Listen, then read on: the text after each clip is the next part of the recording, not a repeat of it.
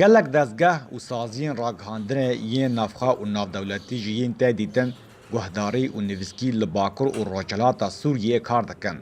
Ku tevî navçe di rewşeka awatera derbas dibe û aramî tune, lê gelek xizmet ji aliyê ofîsa ragihandinê de tê kirin ji bo hêsankirina karê rojnamavanan.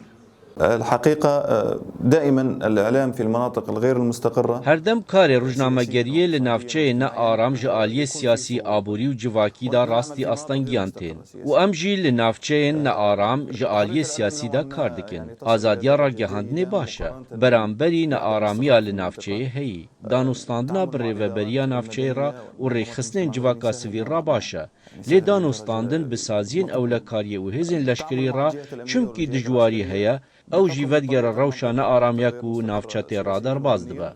نواجه فيه صعوبة بعض الأحيان. Tu çavdêrî li ser tevgera rojnamavanan li Bakur û Rojhilata Sûriyê tune û ew azadin ji aliyê cih û mijarên li ser kar dikin. Lê çimkî dijwarî tê kişandin ji aliyê bi destxistina agahiyan. Guhîn tirs ji şanayên Daişê Razayê û dezgehên ewlekarê yên rejîma Sûrî heye.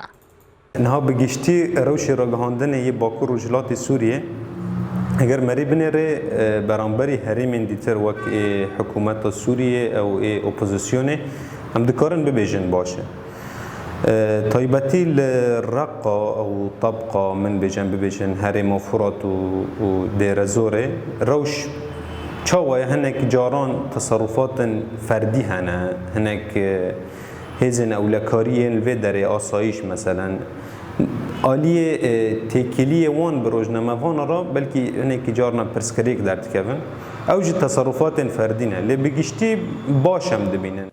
Dijwariya herî mezin li hamberî pêşketina karê rojnamegeriyê li Bakur û Rojhilata Sûriyê desteka darayî ye.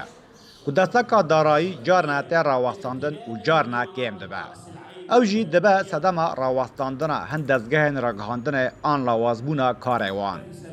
Rêberkolo, Dengê Amerîka, Reqqa.